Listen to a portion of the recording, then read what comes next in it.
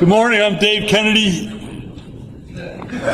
No? Sorry, a little shorter, a little rounder. Sorry about that. That means I have to do a talk. So, what your infrastructure can do for you? No. My name is Pete Gay, president of ISSA Kentuckiana.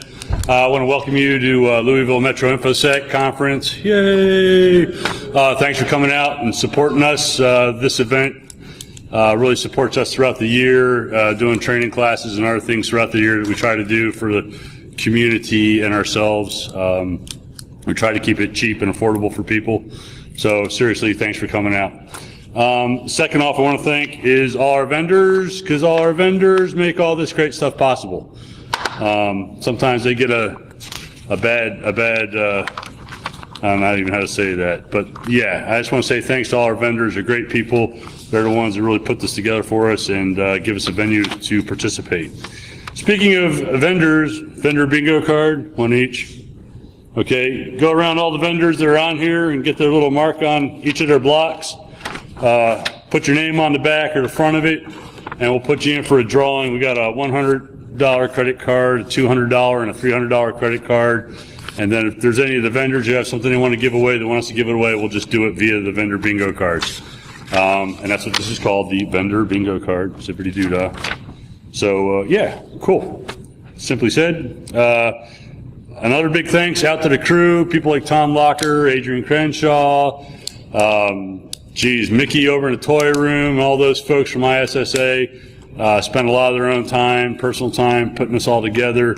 You'd be surprised. We try to keep this fairly lean. It's not real fancy. We try to get good content, good speakers, like Mr. Kennedy. Anyway, yeah, so, yeah, big thanks to them. Without them, this never would have happened because nobody would have volunteered to make it happen. So, yay. Last but not least, ISSA. If you don't know who we are, you can go out to issa.org. That's the international website. A lot of good information. Information Systems Security Association. The Kentuckiana chapter, we meet at Tech Systems over on, North Hurstbourne, once a month. If you go out to issa-kentuckiana.org, that's a real small URL. That's our chapter website. You can see our meeting times and other events that we have going on. Come on out, join up. It's great. You get a free lunch, good talk usually every month. Get involved with your peers throughout the Kentuckiana area, and you'll find out that you're not in the boat all by yourself. So if you sit in your shop all day, scratching your head, trying to bang out hashes or pen tests or admin or policy or governance, and you don't get out of your shop, it just becomes overwhelming. You feel all alone, alienated, and you're not. There's a whole community of people around here all doing the same thing you do, trying to get the same job done that you do. So, yeah, take part in that. It's a pretty good group of people. So, that's about all my announcements. You should explore the bathrooms are all around. You'll see all the markers. Lunchtime, lunch is by plate this year. No buffet, it'll be a plate lunch. So make sure you herd up around in here. We'll have a little talk by Talus. Talus sponsored lunch for us this year. We'll give them an intro later.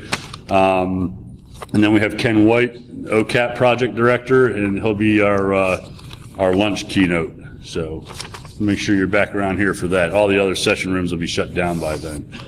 Last but not least, if I talk to you about running a camera rig for Adrian, kind of see me directly after this or after. I'll be in the back by the reg table or whatever. I want to hear Dave's talk too. So, but yeah, I greatly appreciate you all doing that. That way we can have all the sessions recorded, and then they'll be out on, most likely we'll put them out on Iron Geek's website, but there'll be a link out on our website to that website.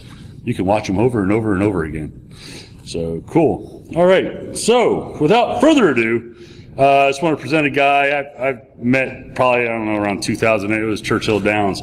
I met Dave and Martin and Adrian. I kind of knew from ISSA, and really great guy when it comes to information security and as a human being. Dave Kennedy, come on up. He's our keynote this morning.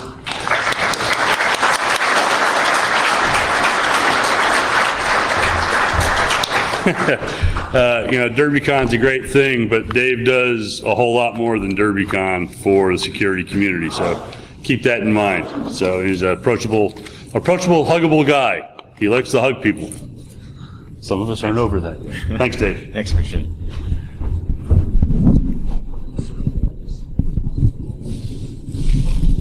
See if that works. All right. Good morning, everybody. How's everybody doing? I appreciate you coming out early in the morning on I think it's Tuesday, right?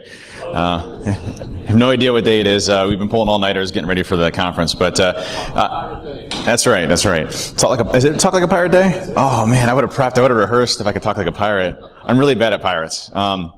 But no, I appreciate everybody coming out and early in this morning. I promise to make it a fun and entertaining talk for you folks. But one thing that's important that I wanted to get off in this talk is understanding what's going on today as far as attack vectors and how for us as attackers, defense is getting better. And a lot of the things that we do as far as changing our tactics and how we emulate legitimate traffic, we're getting better at that as well. And so, today is really looking at what are the layers that we can put into our infrastructure to really start to detect a lot of the attacks that we're seeing today.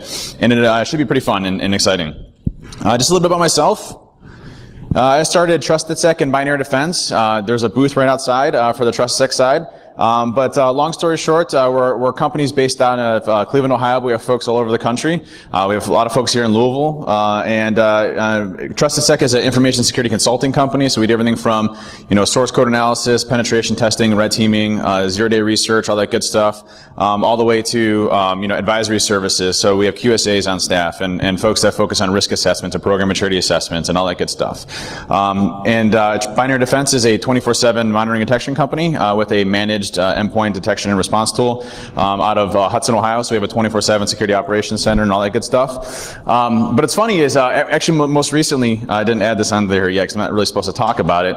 But if you were to ask young Dave Kennedy, when he was in high school, wearing Pantera shirts and programming video games in the basement of his house and skipping school instead of doing sports and things like that, would he ever be in a rap video or help direct a rap video? The answer to me, I would spend all my money betting on no, that would never happen, and I would lose that bet. So last week, actually, we got a random post on our site, and it was a producer because I do work for Mr. Robot, and it was a producer for a very famous rap artist, and so they're like, hey, we'd like you to come to LA to go and do a rap video because we really want to communicate a story of hacking behind the whole rap video thing, because the whole, they wanted it to be legitimate and everything else. And I'm like, yeah, right. So we kind of dismissed it. And then they actually called the front desk, and it was actually legitimate. And so I flew out to LA, and I'm literally going to be in a hack video. And it's literally it's the weirdest thing I've ever been in my life. I have a bunch of rappers around me rapping, and then there's dancers all around me, and I'm sitting there hacking on a screen. I don't know how that's cool or whatever, but it's cool. So, what's interesting about that is I remember getting beat up in high school, for being like the computer nerd guy, and now I'm in a rap video, and none of my other friends are back there beating me up on rap videos. So, I'm really excited about it. It means I made it, I guess. But, so anyways, it should be coming out soon. I don't condone any of the language that's in the music video by any way, shape, or form, or the theme of it, or anything like that, or anything else that's going on in the rap video for that matter. But it was really interesting being in there. Prior to being in rap videos, I guess, I was a United States Marine Corps intel analyst, where I focused a lot on cyber warfare activities. So cryptography breaking, signals intelligence. When you saw the shock and awe happening in Iraq, I was already into Iraq, doing intelligence gathering and all that good stuff. So I spent about 2 years in Iraq. And once I got out of there, I was a chief security officer for Diebold, where I ran their security program for a number of years, testified in front of Congress and a lot of other good stuff. Also, the author of the Social Engineer Toolkit, Fast Track, co-authored a book, Metasploit, the Penetration Tester's Guide, and I'm also on the board of directors for ISC Squared. So helping out with that. Actually, I have a Q4 board meeting coming up soon, which those are always exciting and fun-packed. Just a little bit of myself there. But why we're here today is information security and understanding what's going on out there. And if you look at a lot of the different types of attacks that are happening, what we call the tactics, techniques, and procedures around attackers, they change frequently. You look at a lot of the different types of attacks that happened just recently with the RTF bug, where you can get remote code execution through Word docs that are actively being exploited in the wild. Or you look at, what a lot of the researchers are doing, like Enigma published a way to do lateral movement via DCOM in Word documents or Office documents. The techniques both on the research side and what attackers are doing are continuously changing. And what's interesting is our security programs are not designed to detect those types of changes. They're designed to detect, attacks of the past, methods that we look for, like specific exploits. A lot of people are still focusing on building detection out for Eternal Blue, which is, months and months and months and months and months ago, versus the actual patterns of behavior that we see for a lot of the attacks. And so the techniques change, and what's interesting is a lot of our focus goes into the Security Operations Center of just keeping our SIMs up to date or keeping our infrastructure up to date, not focusing on the new techniques that come out or the methods that come out in order to detect, legitimate attackers. You look at groups like Fin7 that continuously change and morph their attacks, almost on a weekly basis. Like the Copter stuff, where they would use fileless persistence methods of using registry enabled methods for PowerShell injection. Those are things that have been around for 5 years, but we're still not building our detection criteria off of what's actually happening in the wild. And that's difficult because we don't always understand that and the methods that attackers use to build the detection and to actually stop a lot of these different types of attacks that are happening.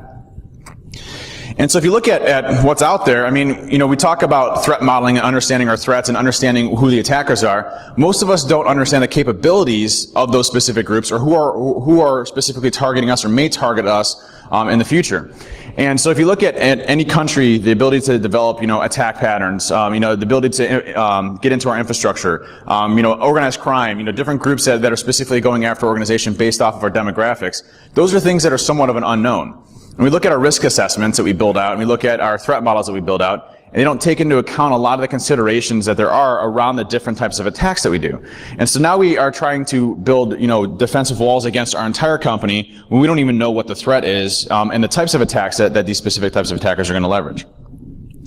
And so if you look at understanding our threats, there's a large unknown right now. Are we going to get attacked by, our web applications? Are we going to get attacked by our end users? Which end users? How are they going to move across our network? Do we even know how attackers move across our network in order to detect those types of attacks?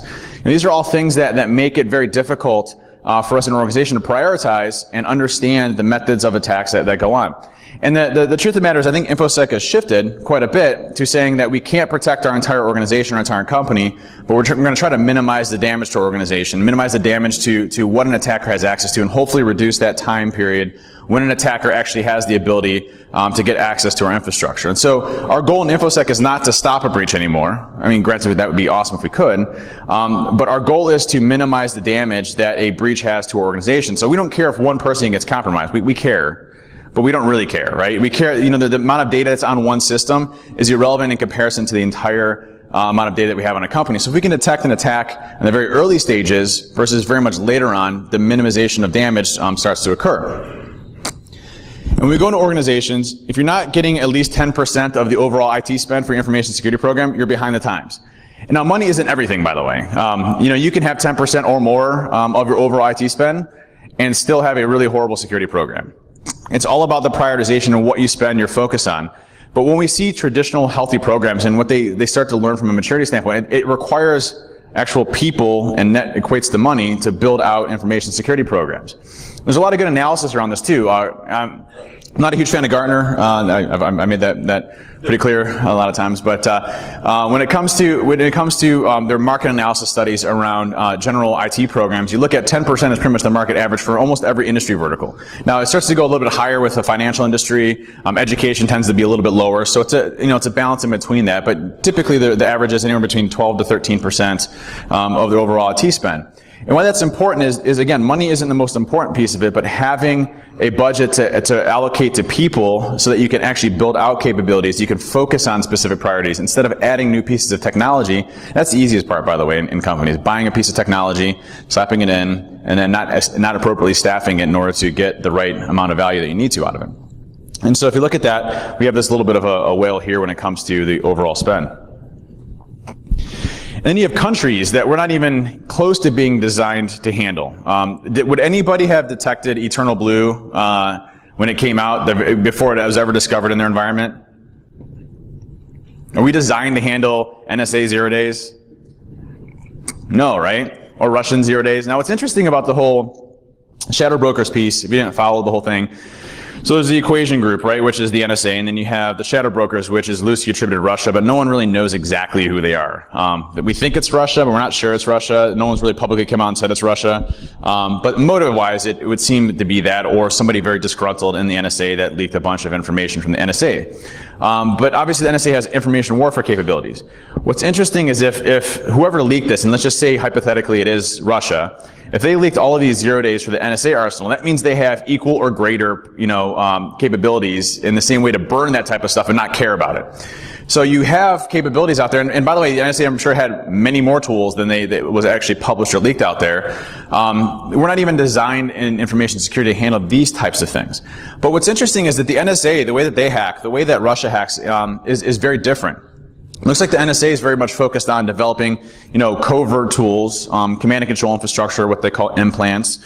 And then you have, 0 days, which are their main entry method into the organization, right? So I'm going to fire a 0 day off, going to compromise them. And then from there, what am I going to do? Well, I'm going to establish command and control, and I'm going to move to other systems. Russia, on the other hand, is very different. They don't believe that they should invest a substantial amount of money for 0 days. And the reason is because people click on things anyway. So why spend, and does anybody know roughly how much Eternal Blue probably cost taxpayers? Can anybody guess? Millions. I wouldn't say billions, but I'd say millions. Actually, if you take into account all the contractors that are probably involved and the companies that are involved, it's probably billions. It should only cost around 10 million, I would say, but the government probably spends about $1 billion on it, I'm sure. Because they make pretty graphics and stuff that go along with it, and that takes at least another million. But and the ASCII art, okay, the ASCII art inside of these tools, I'm sure it took a lot of money as well and resources.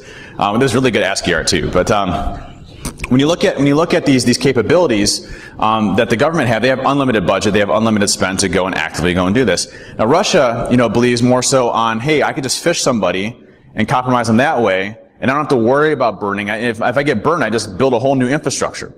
So we're actually behind the times in the United States around how we actually hack, because that's the old way of hacking. Russia used to do the same thing as us when it came to 0 day development, and now they're only using it when they absolutely have to go the 0 day route. So, we need to change our tactics more so around going after individual people. Now, what's interesting about even Eternal Blue, or what Russia would use in their specific capabilities, they have to follow very specific patterns of behavior, very abnormal patterns of behavior in your environment. The NSA, when they compromise one person, do you think that one person is what they're going after? Let's just take a look at some of the data. It was like the SWIFT infrastructure that they're going after. Look for money laundering and individual bad folks that are spending money on certain things that they can track. It's always about following the money. With the NSA, you hack one person, that still doesn't give you access to the SWIFT backbone. You still have to break into other systems to get access to the backbone. So that is what we call lateral movement, right? Lateral movement is a very abnormal pattern of behavior in your environment. You shouldn't see Bob in sales now moving over to Mary in IT. That's not normal behavior. And now why is he going from Mary in IT to 500 other servers until they get access to the data that they need? So even if we couldn't detect the very specific 0 day method that they got access to, we should be able to detect when they start moving to other systems and start exhibiting those patterns of behavior. Command and control infrastructure can sit there for months or years without ever activating or ever using. We may not detect that, but as soon as they start moving to other systems, we should definitely be able to snag them. Now, what's interesting with the whole North Korea thing as well is North Korea does have the same type of capabilities. Now, very immature in nature as well, but all countries have these types of capabilities. You have Iran, you have Russia and China, all these other ones that are out there. Obviously, the United States.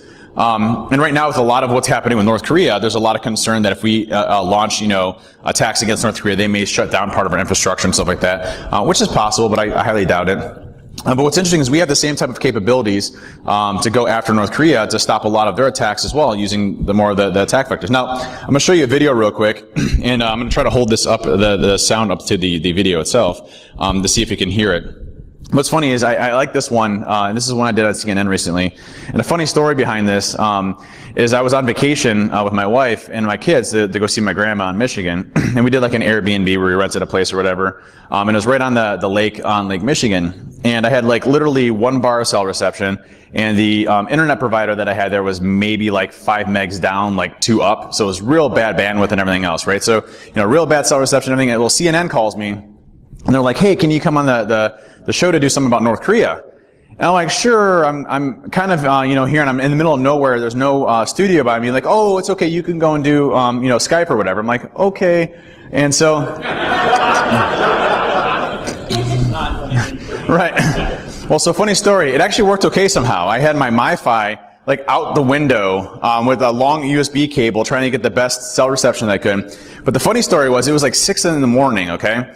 And I'm inside this small, tiny house that we rented, and literally behind me are my 3 sleeping kids and my wife, okay? And I'm just praying to God that they don't wake up, and I have one of those moments where the guy, the kid walks into the room and starts, And so I'm like, I tell my kids the night before, I'm like, whatever you do, don't make a sound, don't make a peep. I don't care if you're up, like I'm, doing the whole dad voice thing. And, I literally went off without a hitch, thank God. But, literally, if you look at this, you'll see I'm inside of a small house, and, behind me, like literally, like one room to the right is all my kids sleeping, and then my wife on the other side, so.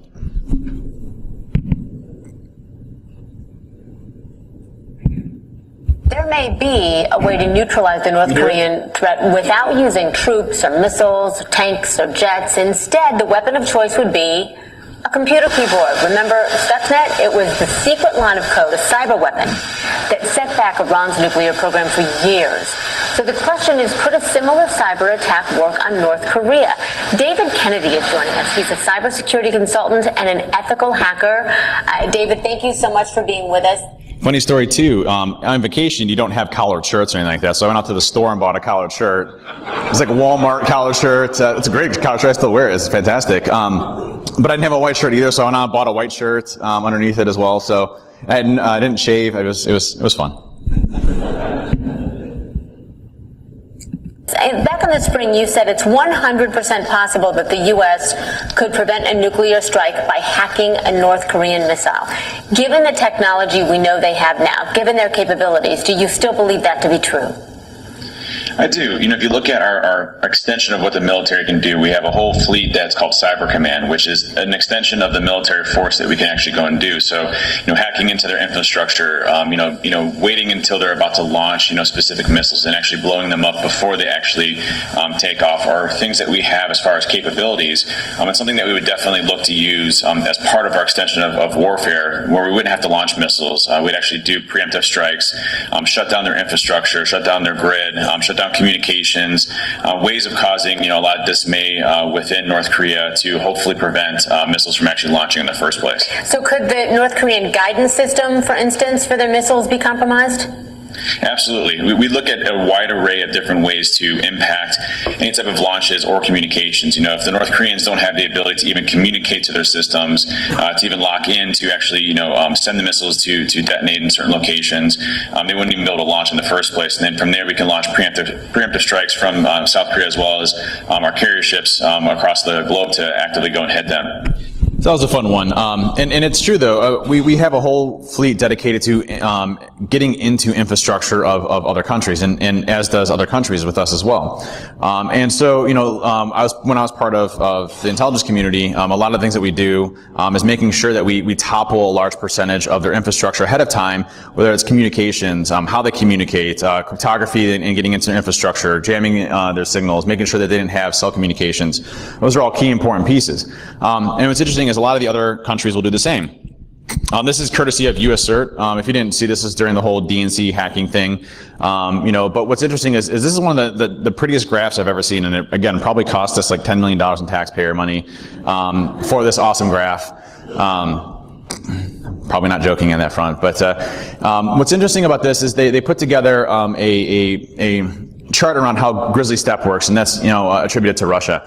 And what's interesting about them is it's no real different than what we do as attackers. We will set up an infrastructure that is burnable. We don't care about the infrastructure itself. We set it up, it may be compromised infrastructure, we build up reputation, so we get around your web content filtering, we may classify it in certain areas. So if you're doing uncategorized in your web content filtering, we'll categorize. There's actually great tools out there, by the way, so that if you do web content filtering, through like a, Barracuda or, Blue Code or those types of ones, there's classifications in it that you allow, and a lot of folks will actually disallow uncategorized, which is a great step, by the way. If you're not disallowing categorized, it actually reduces a lot of spam efforts there. But what's interesting about, what a lot of these more targeted adversaries will do is they'll buy up domains that have already been categorized before in the past. So it'd be a domain that has expired and it was already has good reputation. It's been established for a long period of time, and it's categorized. And so that's the same thing we'll do. We'll go and buy categorized sites so that we get around, content filtering and all that good stuff. And so that's one step, making the infrastructure and building a burnable infrastructure that's specific towards you. So doing research on your organization. I'm sure nobody here is on LinkedIn. I'm sure nobody here puts anything about their prior experiences in LinkedIn, or any of the technology that they use at the current company. So if you're using, Cisco devices or Arc sites or whatever, and the times that it was implemented or how sophisticated your programs are within the environment, I'm sure none of that is out on LinkedIn at all, about your company. I'm sure you're not linked in with sales folks that you partner with, or your partners of companies that you do work with, like Symantec or anybody else. I'm sure that's not happening either. So we can't build good profiles off of anybody, and the technology that you already have and the types of technology that we have to get around. That's not possible for us to do. It's all sarcasm, by the way. And so, we build our profiles off of your environment, especially if we want to get into you. If we're very specific off of you, going after you as an organization, we're going to build a very, very specific attack profile. And then once you do that, you craft up an attack, and it may be an embedded document. Still to this day, macros are still very, very prominent. And so if you've disabled macros in your environment, has anybody here disabled macros in your environment? Because I want to give a standing ovation. Is anybody? Nobody here has gotten rid of macros in their environment. I know, it's hard. It's so hard. We want to. But macros are still very much a common method for exploitation. But also, so are web content. So getting somebody to click a link and going and getting access to a web environment from there, dropping things. One good thing that you can do right now, like literally that will have zero impact in your environment, is blocking what are called HTAs, .hta extensions. If you're seeing a download of a MIME type of HTA, just block that. That's what's being used right now by Kafka and a lot of the other drive-bys. It's high content files that are being used inside of there. So hopefully you're blocking it. Anybody blocking HTAs? Block them right now. It's not going to break anything, I promise you. They're not used. It's like literally, there's a book that I saw. It was from like 1997. And this is, those huge hacker books, right? They're like, million lines of code, and it's like literally a big thick book, and it's got like rainbow colors on the front. And you go inside of it, and like on page like 972, it was like, hey, you can use HTAs to get code execution on systems. And that was back in the 90s, and we're still using it today. And it's not used by anything out there, but it's a way of getting remote code execution. So I definitely recommend just blocking HTAs in your extension types. But if you look at the methods that we use here, how do we build, and once somebody clicks a link, you get command and control infrastructure, and then from there they move to the actual targeted systems that they need. Now, how do we build an infrastructure here that can stop these types of attacks? Ones that are very precise in nature, ones that are designed to get around our defenses, and ones that are designed to go after information that the attacker wants. How do we do that? Now, if I were able to solve that, I wouldn't be here right now, right? I'd have an island somewhere, because I built some piece of technology that has artificial intelligence and machine learning and stops everything, right? That's also sarcasm, by the way. If you look at what we can do on our side, those things that we can build in our environment that make a good program to design to just stop a lot of these different types of things. One of them is protection, right? Okay, we know that. We try to protect as much as possible. And protection is one of those things that continuously changes and moves. We have different technology that may go in place in there. Our detection being a second piece, and deception being a third. And I'll talk about these points very specifically in here in a second. But protection is one of those things that becomes very, very difficult in environments, especially if you don't have good configuration management, baselines in your environment, and everything else, because you don't know what is normal and what's not. And if you look at the current methods of the protection, they vary. Everything from being next generation stuff, all the way to, traditional antivirus and everything else that we see in there, when it's really more of the same. What's interesting about what we're seeing now with the whole machine learning movement is it's really not machine learning. It's just big data analytics. There's no machine learning components to what we see today yet. And now, believe me, it's going to be there. But what's interesting is if you look at what antivirus had to be in the 90s, antivirus had to be signatures, right? And there wasn't a huge amount of data coming in as far as hackers were going. So you could build signatures for big types of pieces of malware that were coming out, and signatures were okay. But signatures had to be 100% right all the time. What we've said is that, well, it's not possible to be 100% right all the time anymore, and we're going to flip that model. What machine learning is doing is saying, okay, I have, let's just say, 10 million endpoints that we have as far as customers. We're going to take all that data of all those 10 million endpoints, and we're going to send it back to some conglomerate big instance in the back, and we're going to take a look to see whether or not we've seen this binary before in the past. Is it something new? Is it code sign? Does it have any of these patterns of behavior that we see out there that would exhibit it being a high reputation or low reputation? That's all we're doing nowadays. It's not machine learning. It's just basically taking 10 million endpoints, popping into a backend infrastructure and saying, does it meet this criteria? We're not learning off each other. We're not patching our own code to get better with less false positives or anything else that's out there. We're basically flipping the model to say, okay, I'm okay if we get a false positive now. I'd rather have a false positive than have a false negative that doesn't actually show a specific attack. And that's actually a good model because we're actually seeing more visibility when it comes to the types of attacks.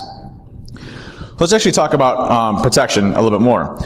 When we talk about protection, sorry, it's only my favorite slide. I'm at that age now, or my kids are at that age now, so it resonates with me. I have a 9-year-old.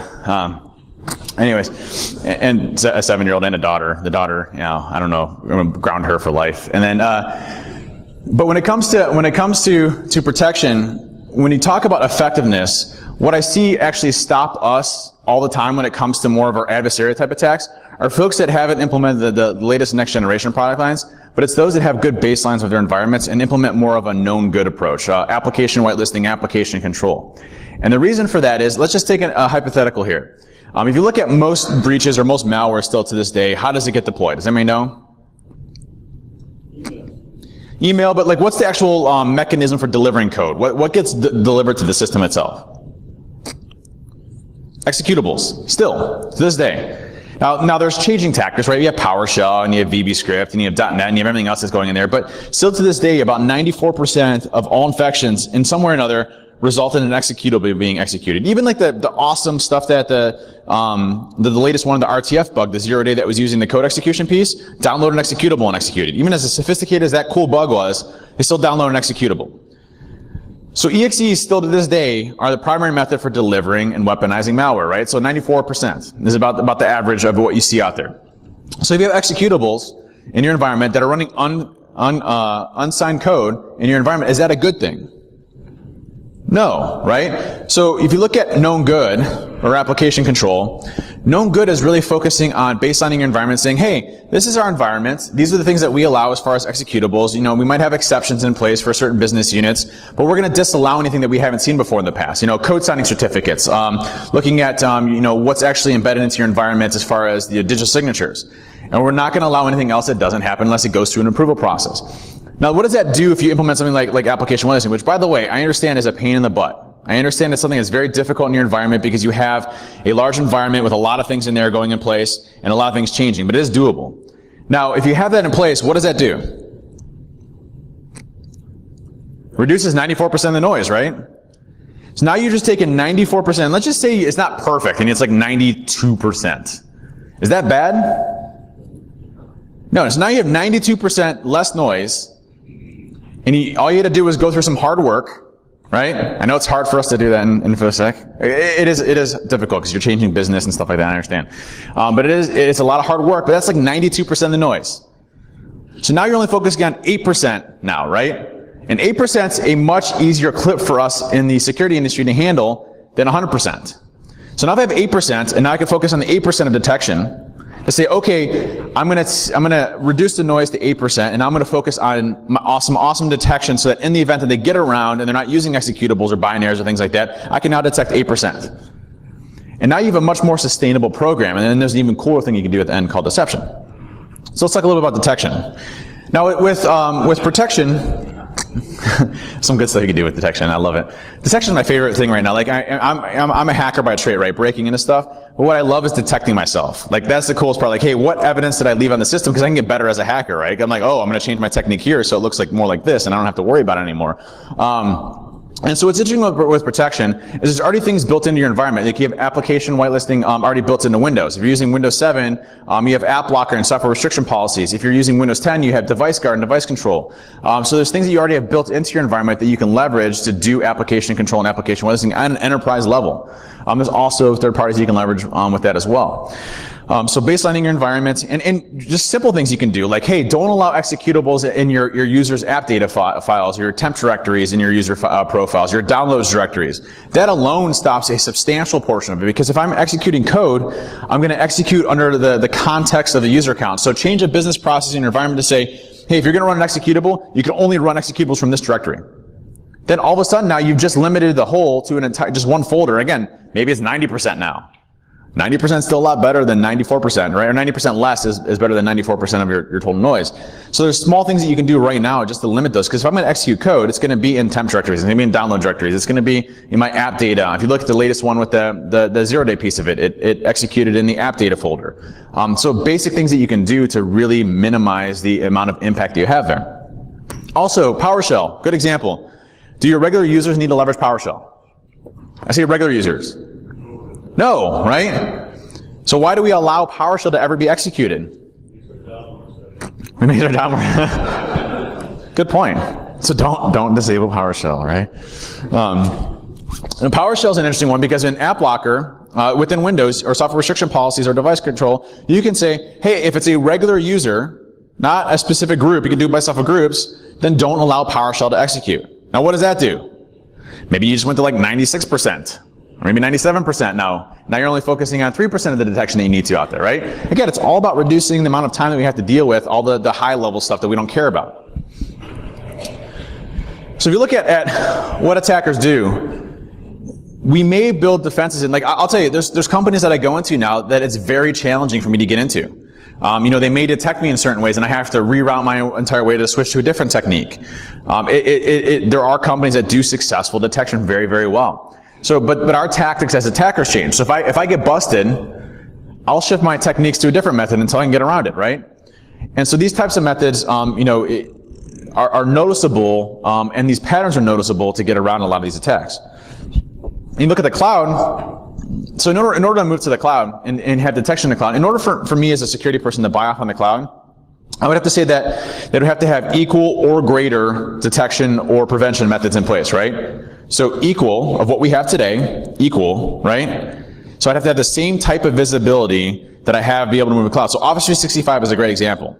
Now, I'm not going to ask if anybody uses Office 365. I'm not going to point anybody out. What's interesting with Office 365 is that when you go to Office 365 and you move to the cloud, do you have the same type of capabilities as you would on premise? No. Now, is anybody, and I'll ask this bluntly, and it's not a knock in any way, shape, or form. Is anybody using Microsoft's Advanced Threat Protection, ATP? Couple? So ATP is interesting. So Microsoft has this thing called Advanced Threat Protection. There's two main components to this, okay? You have their safe attachments, and you have their safe links. Okay, so safe attachments is supposed to be their competitive piece to Wildfire, and their competitive piece to safe links and things like that is competitive to things like Fortinets or a lot of those that replace links and stuff like that. What's interesting with those two, and this is not a knock on Microsoft, the scale to Microsoft size, there's no way to implement this properly. They have so many customers and so many users and so much data going through that doing it the right way is not possible in their environment. So let's take a look at Safe Links. What Safe Links does is when you get an email, and this is again their advanced threat protection feature, when you get an email in, you get a link, okay? And that link is now rewritten. So when you hover over that link, what does it say? It says Microsoft Safe Links. So first of all, why is that problematic? So if you get a malicious email, it gets sent to you, and what do we tell our users to do? Mouse over, right? However, now whether or not they actually do that or not is still questionable, right? But we try to tell them to do that, right? And so at least it's one control that we have in our arsenal of other ones that we try to educate users. So they hover over this link and it says, hey, it's Microsoft Safe Links with no other recognizable string in it whatsoever. So what does that do? It takes the education piece out of it, right? And now we're implicitly trusting Microsoft, right? Do we ever implicitly trust Microsoft? No, right? So what interesting, I did analysis on Microsoft Safe Links to see how well the protection fared up. And so when you click the link, what I would assume would happen is Microsoft would dynamically inspect the content of the website you're going to see whether or not it's malicious, right? Hey, is there exploit code firing? Is there downloaders? Is there Trojans? Is there anything that could be malicious in there? Like anything at all, like heap sprays, anything, right? No, it doesn't do any of that. Nothing. There's zero dynamic content inspection that is happening whatsoever when you click that link. Zero. What they're doing is basically a comparative analysis of any other blacklisted site that have been previously identified before in the past. So it's a static blacklist. So when you use Microsoft's Advanced Threat Protection, you click that safe link, it's going to say, hey, is this IP address and this URL, has it ever been associated with a blacklisted domain that we know about? Well, no. Okay, you're good. That's it. So I was running sub 7 from the 90s and it wasn't picking it up. I was running a heap spray from MS14037, which is a memory corruption flaw in Internet Explorer. Didn't detect it. Downloaders, everything you want to. I was like, hey, this is a virus site. I put this is malware, and I put made it look like an old GeoCities website from the 90s. About as bad as it can get, and it still didn't flag it. So interesting, right? Same thing for safe attachments. Safe attachments is also an interesting one. It inspects the content. First things first, when you get an email with safe attachments, guess how long you have to wait before you can open it? 15 minutes. So when you get an email with an attachment, business-wise, is that acceptable to wait 15 minutes for an attachment to be opened? No, right? We get killed in that happened. And we implemented that, and it was 15-minute delay before you, and it actually says, you can't open this because it hasn't been done with safe attachments. Please try again later, or whatever. Wow, that's interesting. Okay. So then I take a look at it and say, hey, how well does it do the sandboxing piece of it? Not very good. You can basically, if you can get around Windows Defender, you can get around their sandboxing techniques. So, easy ways of getting around stuff like that. There's not really much on the safe attachment side. So do we have equal protection or visibility in Office 365? No, but you can get better at that. You can augment it with a third-party service that actually does proper inspection and content filtering and maybe send it to Office 365, but getting those logs off is a pain. Those are things that need to become important when you're having these discussions around cloud environments. Now, I'm not opposed to cloud. I just want to have the same type of visibility or put garbage data out there that we don't care about. Either way is fine with me. Doesn't matter. So let's talk about some good detection capabilities. Lateral movement. Now, lateral movement is a key piece here. A lot of folks focus on very specific attack vectors when it comes to lateral movement. DCOM lateral movement, WMI lateral movement, a lot of other methods for that, okay? But what you can actually do is if you have a SIM, or you're actually forwarding logs from your endpoints, which is really important, by the way, so please forward logs from your endpoints. You don't do all of them, just some of them, right? One of the good ones is event log 4624. And if you look at the piece there, the count name NTLM-SSP, if you add that into there, that's how you detect past the hash. But anyways, if you take the count name NTLM-SSP out, and you just look for event ID 4624, login type 3 with key link 0, that means somebody is remotely logging into another system, right, with a network login account. And the 0 means they're using a lower level protocol such as SMB or RPC. Now, why that's important is you're not going to traditionally see those types of communications in your environment. You're going to have some of them, right? You may have scanner tools, things like that. But a successful login means that somebody has credentials, and it may be legitimate, but they're logging into another system. Now, why that's important is you can keep active states of who's logging into which systems, and when you start to see one machine logging into multiple systems and that you haven't seen before, what is that? It's lateral movement, right? Now, it could be legitimate. It could be, maybe a new service account, a new help desk account, or something that triggers that. But I'd rather spend my time looking at that than anything else in my environment. And it doesn't matter the type of technique they're using, whether it's WMI or DCOM. I still have to successfully log into a machine to authenticate to it in order to get that account to actively go and work. So a very easy way of going to detect it. If you're not using Sysmon, heavily recommend it. Sysmon's free. It's from Microsoft. You can go and download it. They just released a new version as of last week, Sysmon version 6.1, which exposes WMI, intrinsic and extrinsic events. What that means is that WMI implants, things for persistence hooks and WMI, you can now detect with Sysmon, which is fantastic. Mark Rustanovich and the folks over at SysInternals are the ones that developed Sysmon. And what it is it's just a small agent. It's tiny. We're talking maybe 14 megs. That gets deployed on your machines, and you deploy it through SCCM or whatever. And what happens is under your event logs, your event viewer, there's a new Sysmon folder that gets created. And there's a Sysmon configuration file that you can use to get better detection. And then you use Windows Event Forwarding or Snare or OSEC or whatever you're using to go and do it, to send those logs, to your SIM environment and build your detection criteria off of it. There's so much you can do with Sysmon. I can't even explain to you the amount of stuff that you can detect with Sysmon. Mimikatz, Kerberos impersonation, golden tickets, process injection, get system name pipe impersonation. There's so many different things that you can build as far as criteria off of Sysmon itself. One of my favorite ones is a lot of folks have been instead of actually calling PowerShell directly, if you want to get around Cylance, all you do is just rename PowerShell.exe to blah.exe and you're all set. And so with that one specifically, you can detect that because what happens when you call PowerShell outside of its normal executable name, regardless of if you're using the PowerShell executable or not, There's a technique out there that one of our guys at TrustedSec built called NPS, or non-PowerShell, which leverages using PowerShell without ever calling PowerShell itself. But there's 2 DLLs that get loaded. There's actually 3, but one that will be used all the time, which is system.management.automation.dll. If you see that DLL being loaded without it being PowerShell, that's a good indication that someone's using non-PowerShell in your environment to execute code without you getting it, without detecting. And you can do that through Sysmon as well. So there's a lot of cool things that you can do. And Sysmon Exposed was called event log tracing, which is kernel level debugging, but it gives you more visibility into it. And it's very easy to do, by the way. There's Swift on Security, crazy Twitter account or whatever, but there's a GitHub page for their Swift on Security that has a whole Sysmon configuration that's community driven. It has all the detection criteria and comments in there for you to actually go and import and load. So all you do is load that in, send all those logs back, and all of a sudden now you're starting to get a lot of that detection that you didn't have before in the past. They can build in, like right now, for free. It has no impact to user performance or systems, that you can actively go and leverage right now. And I talked about this, but detecting non-PowerShell, system management automation at DLL. There's 2 executables that get loaded, PowerShell.exe and PowerShell_.asc that help out with those. But they're big evasion techniques. One of the big pieces here for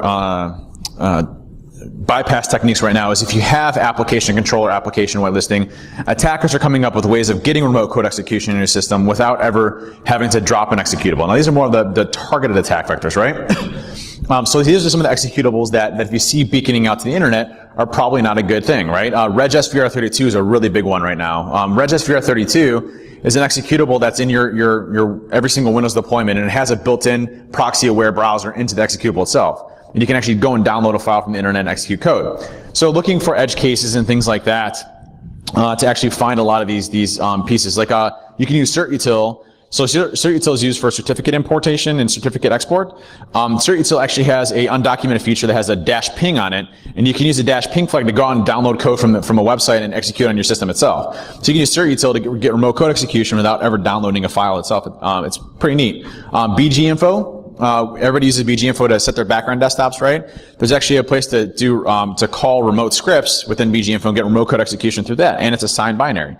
So there are techniques to get around application control and application whitelisting that we need to monitor, but that's the cool part about detection, is we start to go and do it. With detection, there are a lot of things that we need to take into consideration, and that's understanding the attackers and building a lot of the stuff into our environment to get and go and learn it. And I'll share my slides with everybody after this. I'll send it to the folks. You can have it. I talk really fast. So what happens when protection and detection fails? What I like is this is where I have a lot of fun at here, and this is building an environment that looks very believable for attackers to go after. And you can do this from every system that you have.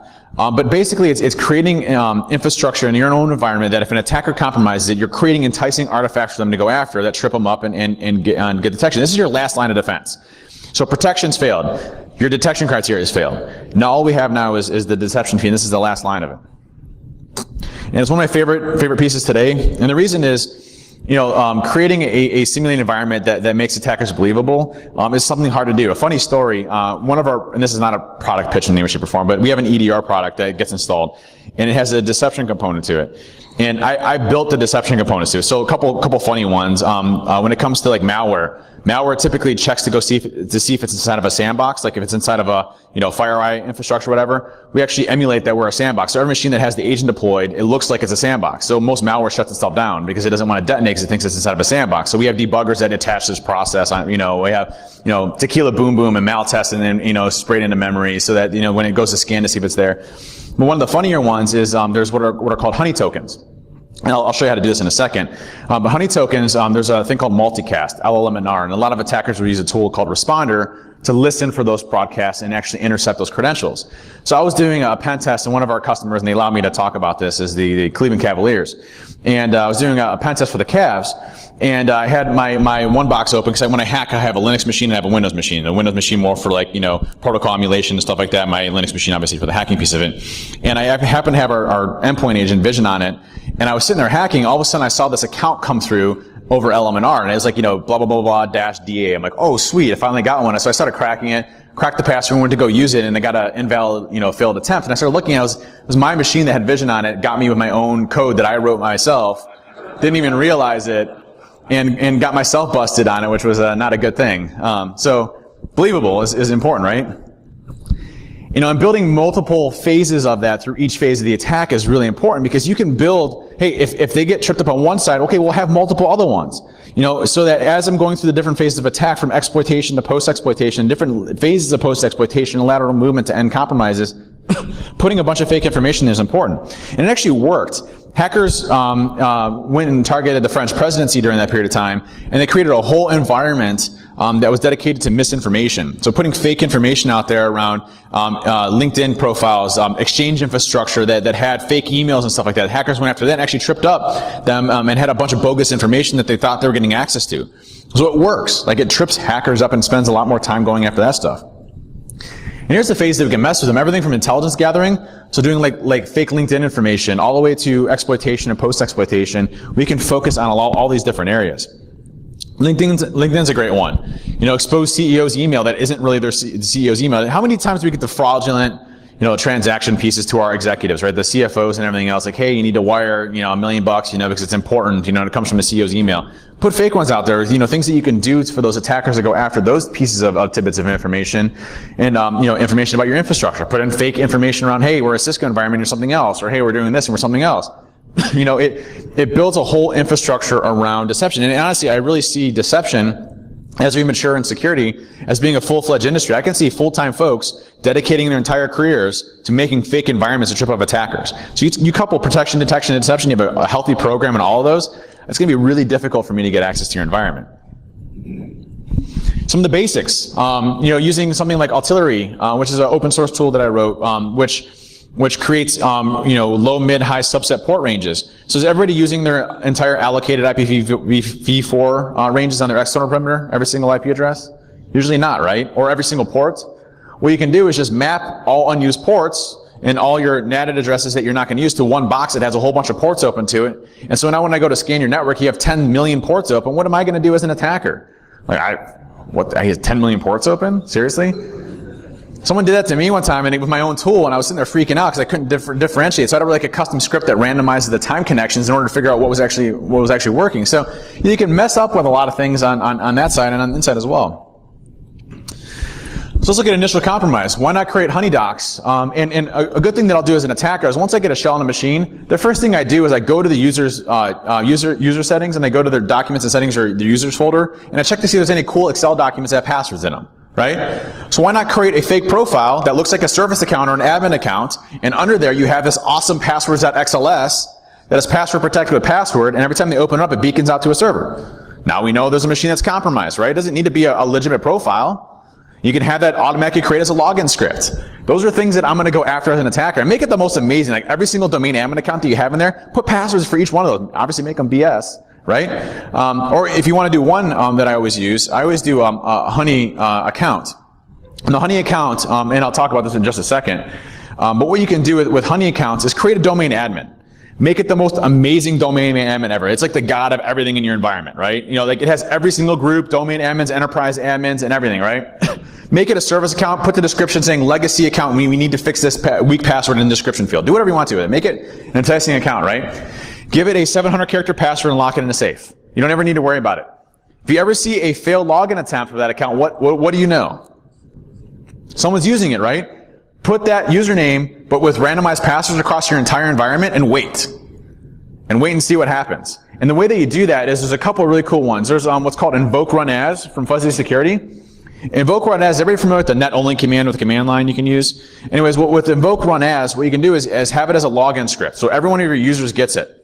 And invoke run as, what it does is it runs a command or something in the background with the context of those username and a supplied password, but never authenticates the Active Directory. So why that's important is tools like Mimikatz, which extract passwords from clear text and memory, it actually injects that username and password into memory. So if I compromise a machine, I escalate myself to system accounts, and I go to extract that username and password out of memory, I see now that awesome, sexy domain admin account with a fake password, right? It's not the legitimate password, and what do I go to do as an attacker? I go to use that account, right? So easy ways of tripping this up in our environment on the deception side that really make it difficult for me to disseminate whether or not it's legitimate or not. You can do the same thing with Kerberos tokens, a lot of those other ones. There's a great tool out there that got open source for us. It was a leak from the CIA called Vault 7. And in that, great code, but in there's a way to watermark documents and have them beacon out. So as soon as they're opened, they beacon out and let you know that they're there. It's called scribbles. So you can leverage that, something like that to see whether or not an Excel document is ever being opened that you don't ever want to see opened. Creds in the clear. One of our guys at TrustedSec Ben 10 developed what was called invoke honey creds. Again, a login script, and what it does is it actually sends fake credentials out via LLMNR. Put that awesome, super awesome domain admin account out there, and it's going to spray LLMNR across your network. And what am I going to do as an attacker? Grab it, crack it, and go try to log in, right? And what's going to happen when I go and try to log in? Invalid, failed login attempt. Should we ever see a 4627? Should we ever see that in your environment? No. And then I talked about this, but creating user accounts. Why not do randomization of passwords for your admin accounts that you don't use in your environment? Wait for invalid login attempts of those. Seeing for lateral movement, moving to different systems. So there's a lot of ways that you can mess with people and attackers. You can detect SPNs. One of the key things that I'll do as an attacker, you may not know this, is when I compromise a machine, as a regular domain user, I can query Active Directory for what are called SPNs, service principal names. And SPNs are designations for accounts that have elevated permissions, like service accounts that have access to my machine to authenticate. And what we can do is we can extract that usernames and passwords, the hashes off of those, directly as a just regular domain user. We don't need any authenticated or any elevated permissions to actively go and dump usernames and password hashes off of the systems. So you can create SPNs. If you ever see an SPN being queried that isn't ever used, it's a good indication that something's wrong, right? So again, other things that you can leverage on the deception side. But truth of the matter is, all of this stuff takes hard work. And it takes time, right? And the first thing we need to do is have people to be able to actively go and do this and prioritize ourselves to understand what's going on. And that takes an understanding our threats, who our attack vectors are, but most importantly, what our prioritization for minimizing this is. So if you already have a successful program, and you already have application whitelisting, that's great. Now you can start focusing on the outlier cases, of that 8% detection to get better at certain things. Maybe I don't have that yet, and I still need to focus on it. Application control is one thing that we need to focus on later on down the road.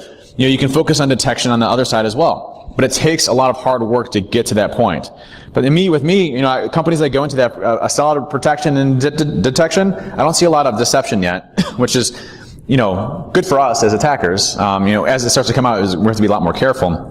The companies that I see that have really good protection and detection, I have to really modify the ways I go after. One of the tools that I wrote was called Unicorn, which is a PowerShell injection technique where it injects shellcode directly into memory.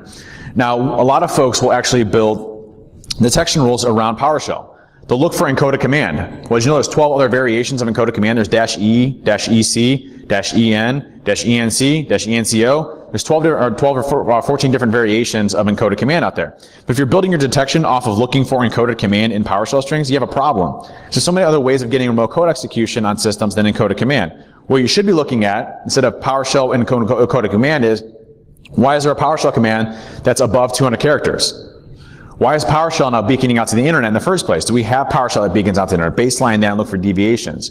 So it requires understanding your environment and understanding the types of techniques that attackers leverage to go and attack your environment. But ultimately, at the end of the day, detection makes it much more difficult for me as an attacker. Protection, is typically pretty easy for us to get around. And then we focus on the deception piece. Thank you. Does anybody have any questions? I know it's a lot. I talk really fast too. I had 2 cups of coffee. So. Anybody have any questions? Promise I don't bite. All right. Well, thank you everybody for having me. Appreciate it. And hopefully I see a lot of your folks here soon.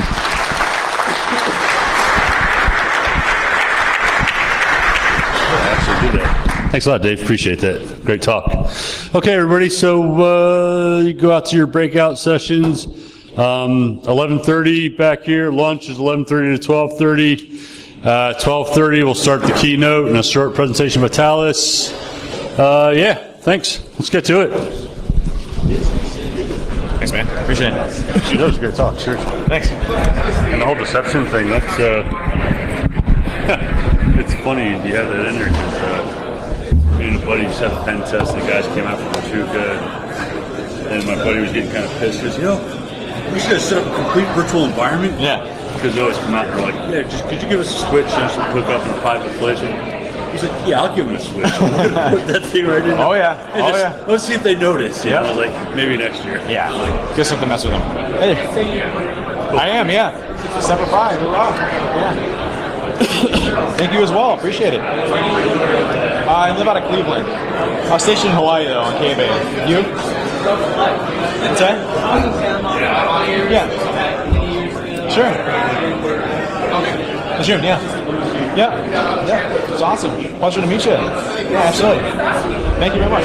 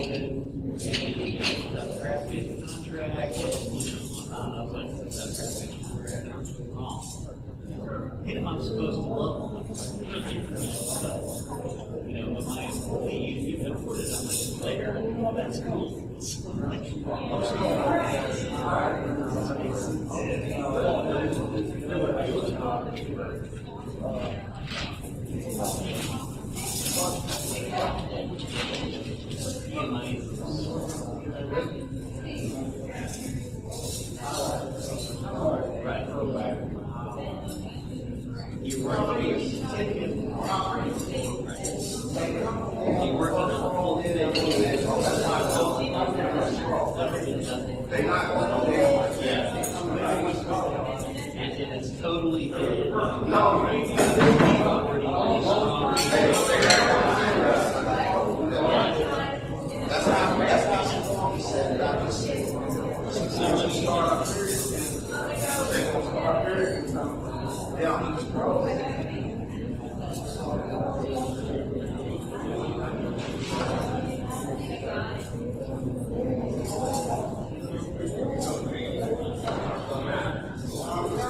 I told you, start